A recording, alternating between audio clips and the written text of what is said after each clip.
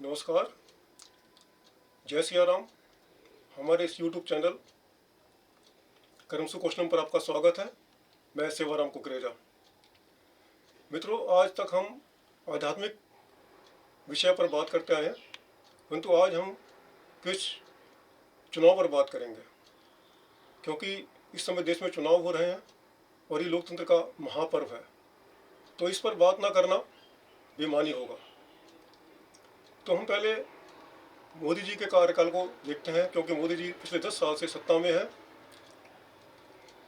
मोदी जी के जो कुछ कार्य हैं, उज्ज्वला में सिलेंडर बांटना और टॉयलेट बनवाना, लोगों को घर के लिए पैसा देना, फ्री राशन बांटना, बिजली पानी को घर घर पहुंचाने का प्रयत्न करना और इंफ्रास्ट्रक्चर को मजबूत करना। विदेशों में सम्मान के लिए मोदी जी ने बहुत प्रयास किए हैं। उन्होंने बहुत सारी विदेशी यात्राएं की हैं। आयुष्मान योजना में उन्होंने बहुत सारे लोगों का इलाज भी करवाया है। और उनके दो बड़े काम हैं, वो एक तो धारा 370 को ख़त्म करना और दूसरा राम मंदिर का निर्माण करना। हालांकि राम मंदिर के निर्माण में कोर्ट का आदेश था, किंतु फिर भी उनके बहुत अथक प्रयास थे, जिसके कारण से राम मंदिर बनना संभव हो पाया। इंदिरा गांधी के टाइम में भी दो काम बड़े हुए थे। उन्होंने पाकिस्तान को हरा के बांग्लादेश का निर्माण करवाया था और सिक्किम देश को हमारे देश में मिला दिया था, देश का 22वां राज्य बनाया था। उनके भी ये दो बहुत बड़े काम थे। और मैं आपको कहूँगा, अनुरोध करूँगा आपसे कि ये वीडियो पूरी देखें। भले ही आप किसी को वोट देने वाले हों, आप किसी को वोट दीजिएगा, वो आपका अधिकार है, किंतु वीडियो पूरी देखें। अब हम सारी आलोचनाएं एक तरफ करते हुए केजरीवाल की तरफ देखते हैं। माना कि वो झूठ बोलते हैं, चलो माना कि उन्होंने बहुत सारे यू टर्न लिए हैं, किंतु उनके कामों की तरफ देखें तो महंगाई को कंट्रोल करने के लिए उन्होंने बहुत सारे कार्य किए हैं। बिजली के दाम पिछले 10 साल से नहीं बढ़े हैं। पानी के दाम केवल 10 साल में एक बार बढ़े हैं। डीटीसी के दाम 10 साल में एक बार भी नहीं बढ़ाए गए हैं। मेट्रो के दाम एक बार बढ़े हैं, उनको भी उन्होंने मना किया था हम नहीं बढ़ाएंगे, किंतु क्योंकि वो केंद्र सरकार और राज्य सरकार का संयुक्त उपक्रम है, तो उसमें वो कुछ कर नहीं सकते थे। वो तैयार थे कि आधी सब्सिडी मैं दूँ, आधी केंद्र दे, पर केंद्र उसके लिए राजी नहीं हुआ। स्कूलों की फीस को उन्होंने कंट्रोल किया है और जो है अनाप शनाप फीस नहीं बढ़ा पाते स्कूल वाले। स्कूलों में इंफ्रास्ट्रक्चर जो है उसको बहुत सुधार किया है। उनमें बहुत सुंदर सुंदर स्कूल बनाए जा रहे हैं। स्कूलों का रिजल्ट जो है बहुत अच्छा हो गया, क्योंकि अगर कहते हैं केजरीवाल की पढ़ाई अच्छी करवा दी है मैंने, तो पढ़ाई अच्छी कैसे करवाई है उसका पता तो इससे लगेगा ना कि रिजल्ट कैसा था। स्कूलों का जो रिजल्ट आ रहा है वो प्राइवेट स्कूलों से भी अच्छा है। उन्होंने एक कल्पना की, मोहल्ला क्लिनिक। पहले अस्पतालों पर बड़ा बोझ था और जो है अस्पतालों में बड़ी भीड़ थी, तो उस भीड़ को ख़त्म करने का भी एक अच्छा माध्यम बन गया। एक तो ये मोहल्ला क्लिनिक घर घर पहुंच गए, हर आदमी तक पहुंच गए, और दूसरा अस्पतालों का भी बोझ कम हो गया। इसकी प्रशंसा पूरे विश्व में की गई है और वो दवाई फ्री बांट रहे हैं। कच्ची कॉलोनी झुग्गी बस्ती को उन्होंने पक्का कर दिया है। एक तरह से उन्होंने जो वहाँ पर सीवर लाइन डाली है, सड़कें बनाई हैं, वो बहुत अच्छा कार्य किया है। पूरी दिल्ली में 24 घंटे बिजली देने का कोशिश की जा रही है। कहीं कहीं कुछ रह गया है, परंतु प्राय सभी पूरी दिल्ली में जो है 24 घंटे बिजली आती है। पानी को घर घर पहुंचाने की कोशिश की गई है और केजरीवाल ने खुद स्वीकार किया है कि 90% दिल्ली में पानी पहुंचा दिया गया है और शेष में पहुंचाने का प्रयास जारी है। मजदूरी, न्यूनतम मजदूरी को 18,000 कर दिया गया है। इसके पीछे बहुत बड़ा कारण है, क्योंकि जब मजदूरों की मजदूरी बढ़ती है, न्यूनतम मजदूरी बढ़ती है, तो उनकी खरीदने की क्षमता बढ़ती है। इससे जो है और उद्योगों को पनपने का अवसर मिलता है। जब खपत होती है तो और उद्योग आगे बढ़ते हैं, लोगों को लाभ मिलता है। यह है इकोनॉमी की समझ केजरीवाल की, और उसका बजट जो है वो फ़ायदे में है। इतने सब कार्य करने के बाद बजट उनका फ़ायदे में है, और पूरे देश में किसी भी सरकार का बजट फ़ायदे में नहीं है। यहाँ तक कि केंद्र सरकार को भी, केंद्र सरकार के ऊपर भी लाखों करोड़ों का बजट का कर्जा है।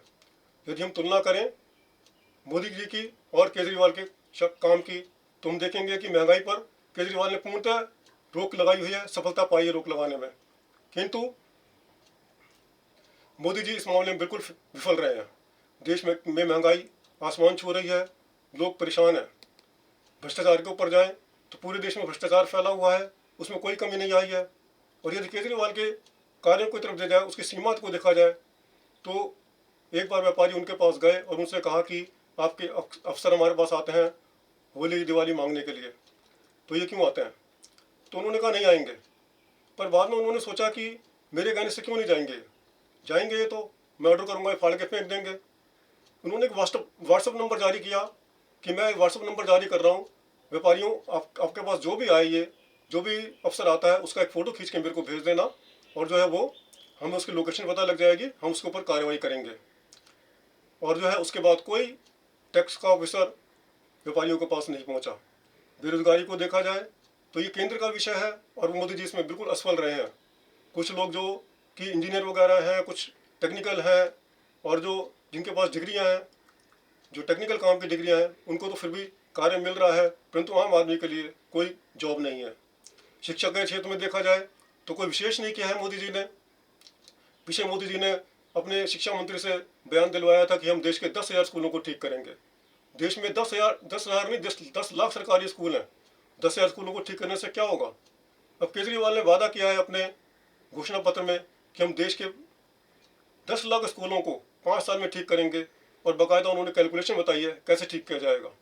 स्वास्थ्य के क्षेत्र में मोदी जी ने आयुष्मान योजना को लागू किया, उससे अति गरीब आदमियों को लाभ मिला है, और उनको भी कम लाभ मिला है क्योंकि वहाँ पे अस्पताल है ही नहीं, तो लाभ कैसे मिलेगा इस योजना का। किंतु दिल्ली में सभी लोगों के लिए छूट है, भले 30 लाख खर्चों, 40 लाख खर्चों, कोई भी अमीर आदमी, गरीब आदमी अपना इलाज करवा सकता है।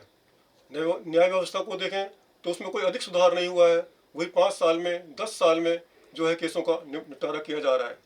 रेलवे को देखें, वही 3-4 महीने में रिजर्वेशन होता था, वैसा क्या वैसे चल रहा है। कुछ वंदे भारत ट्रेन चलाई गई हैं, पर वो भी समय पर नहीं आती हैं, इसलिए उनका भी बहुत ज़्यादा लाभ नहीं मिला है। अगर आतंकवाद को देखें तो कश्मीर में आतंकवाद को कंट्रोल करने में मोदी जी असफल रहे हैं। आए दिन हिंदुओं को चुन चुन कर मारा जा रहा है। अभी पीछे इंडियन एयरफोर्स के पूरे काफिले पर हमला किया गया। मोदी जी चाह रहे थे कि इस पर हम एयर स्ट्राइक कर सकें, किंतु बाइडेन साहब ने इसकी परमिशन नहीं दी। उनके प्रवक्ता ने कहा कि आप बैठकर बात कीजिए। पिछले चुनाव में उन्होंने, जब पुलवामा कांड हुआ था, तो ट्रंप से कहा था कि हमें परमिशन दी जाए, तो ट्रंप साहब ने परमिट किया था और कहा था हाँ, आपकी सुरक्षा के लिए, देश की सुरक्षा के लिए आपको कार्रवाई करने का अधिकार है। और उसके बाद जो है अटैक किया गया, और उसके कारण पूरा देश उनके पीछे आगे खड़ा हो गया, और उनको 300 से भी अधिक सीटें देश ने दी। मणिपुर में देखा जाए, मणिपुर चलता रहा, किंतु मोदी जी कुछ नहीं कर पाए।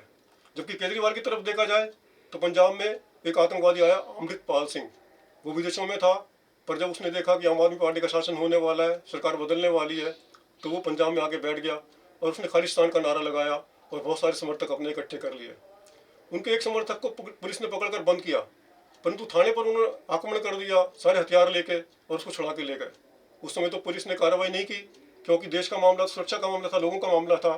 किंतु बाद में केजरीवाल ने एक योजना बनाई। उन्होंने मान साहब को अमित शाह जी के पास भेजा कि अपनी योजना बताओ, और अमित शाह जी से योजना की स्वीकृति ली, क्योंकि देश की सुरक्षा का मामला था, इसलिए अमित शाह जी ने स्वीकृति दी। छापा मारा गया, सारे आतंकवादी पकड़ लिए गए, और अमृतपाल सिंह भागे तो उनको भी पकड़ लिया गया, और उनको पकड़ के सीधा असम भेज दिया गया, और बिना एक भी गोली चलाए जो है आतंकवाद पर काबू पा लिया गया। ये है केजरीवाल की क्षमता।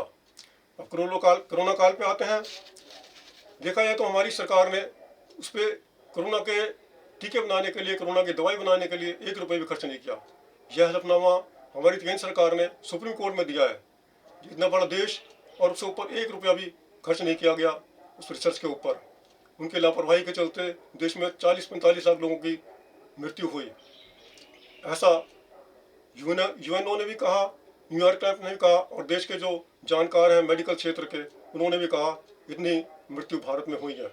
और हमारे स्वास्थ्य मंत्री ने खड़े होकर पार्लियामेंट में कहा कि ये हमारा विषय नहीं है, ये केंद्र का विषय नहीं है, ये राज्यों का विषय था।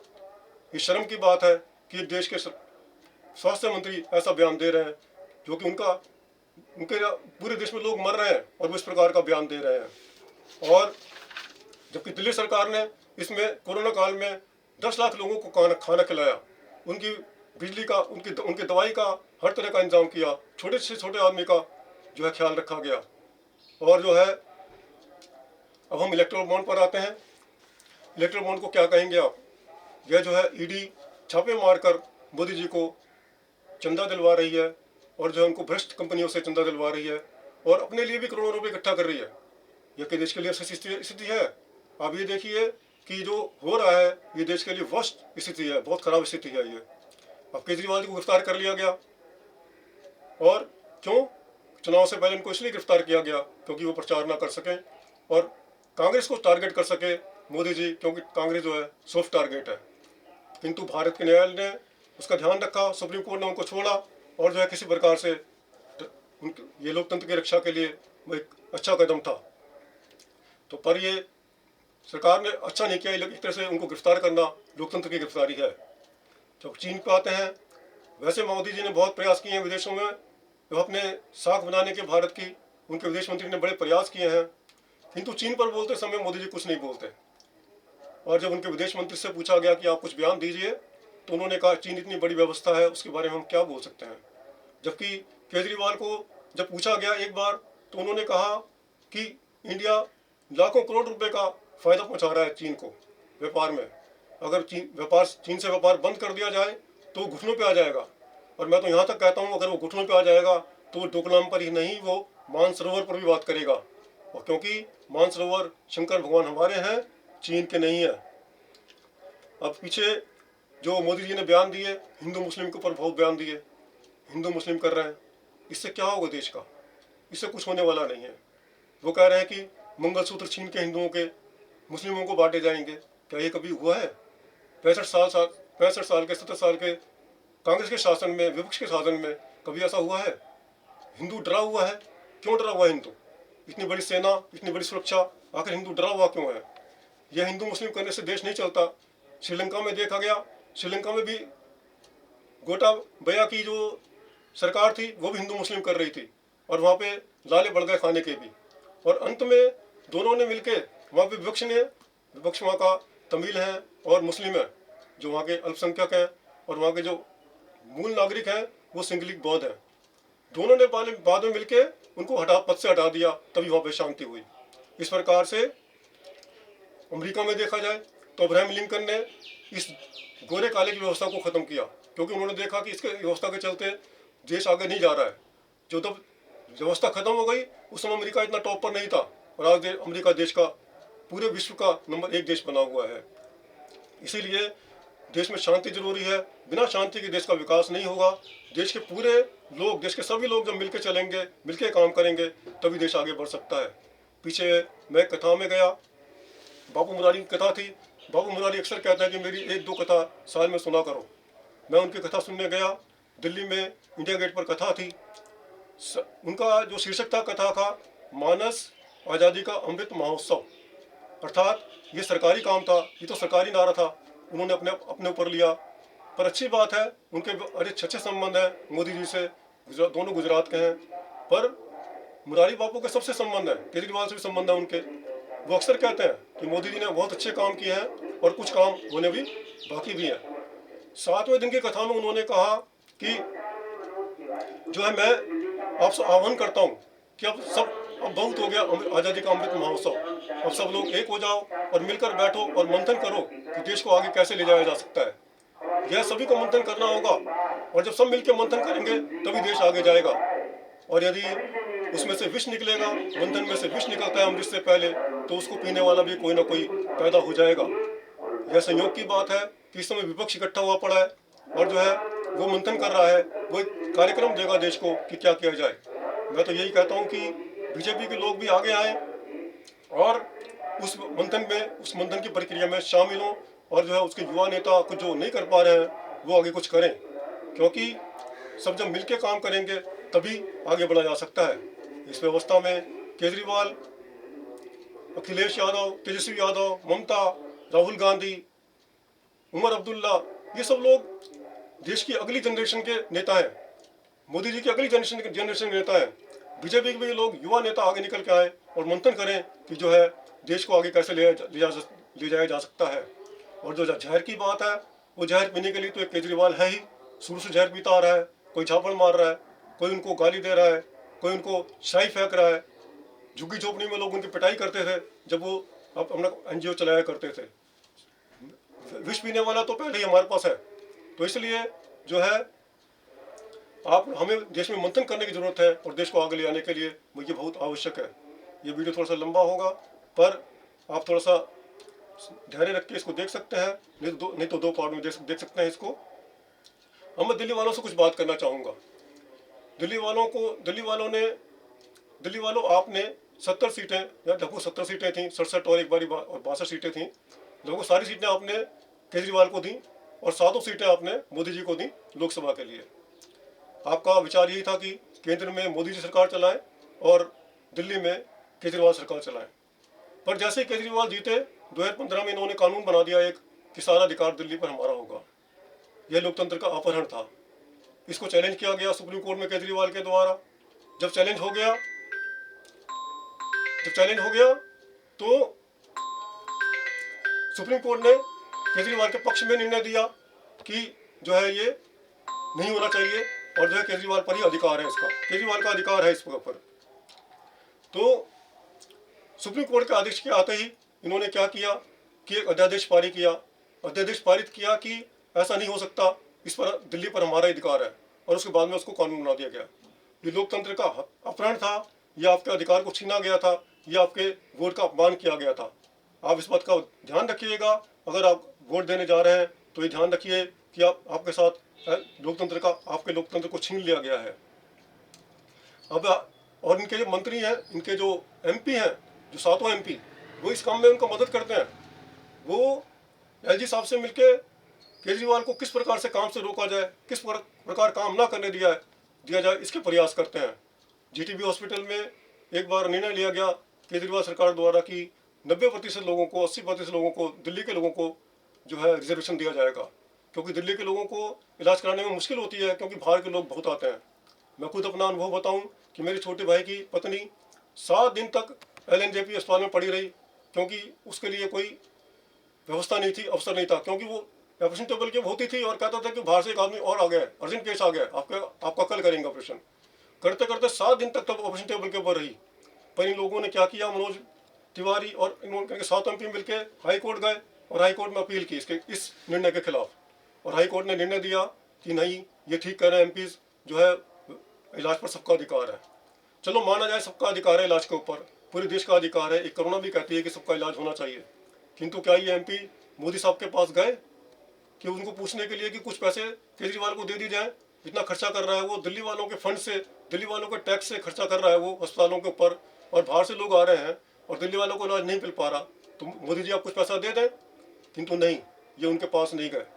दिल्ली 2 लाख करोड़ रुपए इकट्ठा करके टैक्स का देती है, किंतु उसमें से केवल 325 करोड़ रुपए केंद्र सरकार दिल्ली को दे रही है, और जबकि दूसरे राज्यों को 10% तक दिया जाता है। क्या ये एमपी सब मिलकर कभी गए उनके पास, मोदी जी के पास, कि दिल्ली को दिल्ली का हिस्सा दे दिया जाए? नहीं। आप विचार करिएगा, जो अगर आपने वोट देना है तो सोच विचार कर वोट दीजिएगा। मनोज तिवारी जी कहते हैं कि हम दिल्ली सरकार को 60,000 करोड़ रुपये दे रहे हैं। अरे उनको यही नहीं पता दिल्ली का बजट आता कहाँ से है। जिस आदमी को यही नहीं पता दिल्ली का बजट कहाँ से आता है और वो दिल्ली का मुख्यमंत्री बनने का सपना देखता है। अब पीछे देखिए, एमसीडी में चुनाव दिल्ली जीत गई, आम आदमी पार्टी जीत गई, तो इन्होंने क्या किया, स्टैंडिंग कमेटी में फंसा दिया। आपको शायद पता नहीं होगा, स्टैंडिंग कमेटी वो कमेटी है जो सारे के सारे प्रस्ताव पास करती है और पैसा खर्च करने की मंजूरी देती है।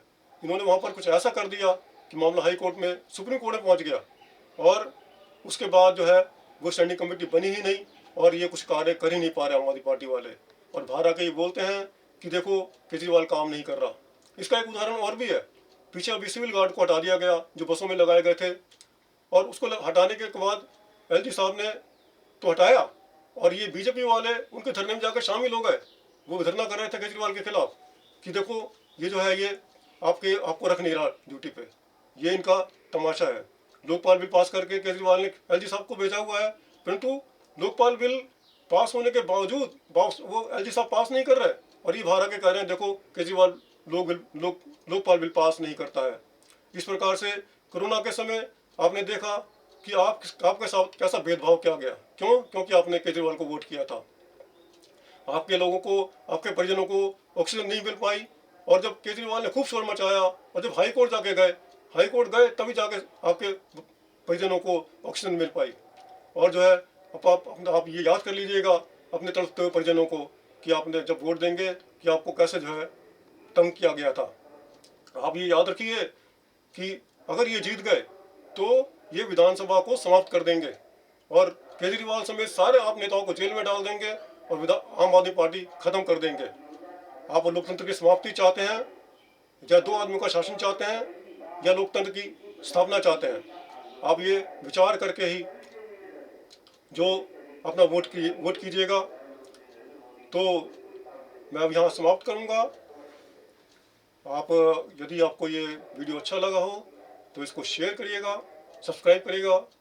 खुदा हाफिज़, कृष्ण हाफिज़, कृष्ण आपकी रक्षा करेंगे। धन्यवाद।